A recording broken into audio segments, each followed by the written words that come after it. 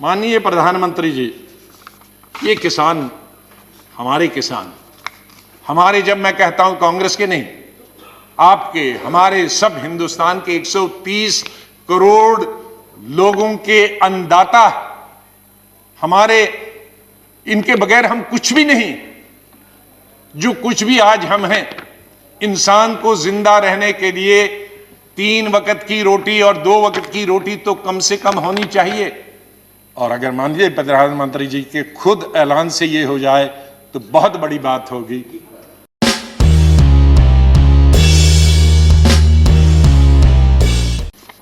माननीय प्रधानमंत्री जी, ये किसान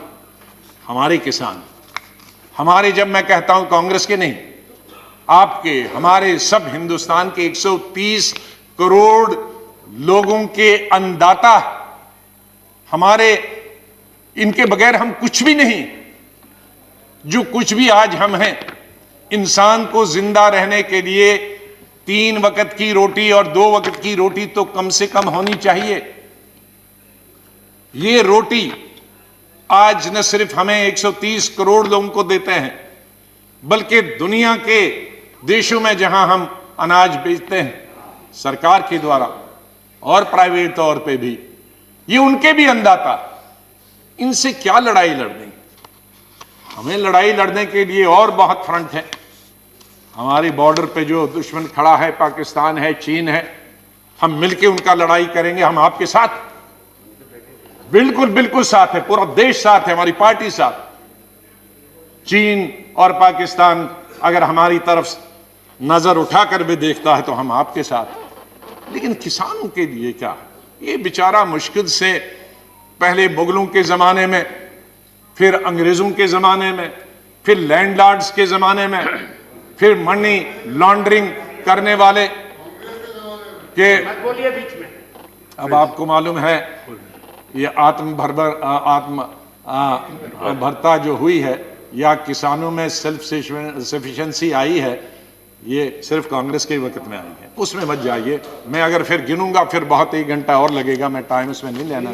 माननीय प्रधानमंत्री जी जानते हैं कितने हरी क्रांति कब आई, कैसे आई, ये ट्रैक्टर, ये फैक्ट्रियां, ये कहां से बनी, और ये प्रोजेक्ट्स कहाँ से बने, ये नहर कहाँ से बनी, ये डैम, भाखड़ा डैम से लेकर गुजरात से लेकर हिंदुस्तान के महाराष्ट्र से लेकर बिहार और यूपी तक ये डैम कहाँ से बनी, किसानों की बिजली के दाम, पानी निकालने के लिए उसमें कंसेशन किसने दी, मैं उसमें नहीं जाना चाहता हूँ। उसमें हमें क्रेडिट नहीं है, सरकार का दायित्व। हम सरकार में थे तो हमने किया, आप सरकार में हैं प्रधानमंत्री जी, उसमें और कुछ कर रहे हैं। बधाई, पुरानी सरकार को भी बधाई, आपको भी बधाई। इसमें लड़ाई क्या है? ये जो हम अनाज बढ़ाने का प्रयास करते हैं तो ये तो अपने लिए करते हैं, अपने देश के लिए करते हैं, किसी पर हम एहसान नहीं रखते, तो उसमें विवाद में नहीं जाना। तो मैं माननीय प्रधानमंत्री जी से 2-3 निवेदन करूंगा। जैसे मैंने कहा कि किसानों के साथ हमें लड़ाई नहीं लड़नी। अंग्रेज जब ये तमाम चीजें मैंने दिया कि अल्टीमेटली अंग्रेजों ने विड्रॉ किया, तो हम क्यों नहीं कर सकते? हमारे भाई हैं, हमारे एक हैं। तो अगर सेलेक्ट कमेटी उस वक्त जाता, अगर स्टैंडिंग कमेटी ये जाता, तो शायद वो वक्त नहीं आता। तो मेरी सरकार से ये विनती है कि आप इन तीनों बिल को वापस ले ले। कुछ लोग गुम हो गए हैं, उनके बारे में माननीय प्रधानमंत्री जी से मैं निवेदन करूंगा कि कोई कमेटी बनाएं जो उनकी छानबीन करे कहाँ गए हैं 26 जनवरी को। या मैं 26 जनवरी का उल्लेख किए बगैर नहीं रह सकता हूं। हम जितनी भी निंदा और जितनी भी निंदा की जा सकती है, हम और हमारी पार्टी उसकी निंदा करती है, पूरी विपक्ष निंदा करता कि जो भी लाल किले पे हुआ वो बिल्कुल नहीं होना चाहिए। वो लोकतंत्र के खिलाफ है, डेमोक्रेसी के खिलाफ है, लॉ एंड ऑर्डर की दृष्टि से भी खिलाफ। जहां प्रधानमंत्री देश को, दुनिया को संबोधित करते हैं और वहां हमारे नेशनल फ्लैग के साथ बेइज्जती की जाए, इंसल्ट की जाए, उसे बर्दाश्त नहीं किया जा सकता। ऐसे लोग जो उसमें इन्वॉल्व थे उनको कड़ी से कड़ी सजा दी जानी चाहिए। लेकिन मैं साथ में यह भी कहना चाहता हूं कि जो निर्दोष जो किसान लीडर्स निर्दोष, उनके खिलाफ उनको इंप्लीकेट करने के, उनको फंसाने की बिल्कुल न कोशिश किया जाए, फिर उस पर दूसरा आंदोलन होगा। इसलिए जो मैं देखता हूं कि आज इतने अरेस्ट हुए, लेकिन उनमें असली जो लोग हैं 2-4 ही दिखते हैं, बाकी लीडरों को पकड़ा जाता। तो मेरी ये निवेदन है, और इसी से जुड़े हुए कुछ हमारे पत्रकारों को और एक मेंबर शशि थरूर जी को भी उनके देशद्रोही के केस बनाए गए हैं।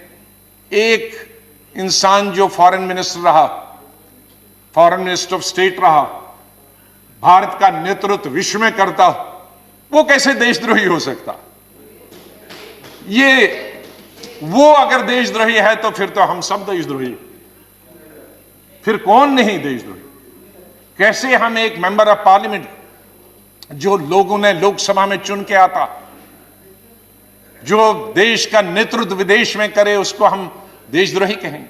मीडिया के कई एडिटर्स, बहुत बड़े बड़े नाम हैं जो देश की सेवा करते हैं, डेमोक्रेसी को जिंदा रखने में उनका सहयोग रहा, उन पर अगर देशद्रोही का केस चलाएंगे हम, तो मेरे ख्याल में ये लोकतंत्र के खिलाफ होगा और इस सरकार के खिलाफ होगा। माननीय प्रधानमंत्री जी बड़े दिल वाले हैं, तो ये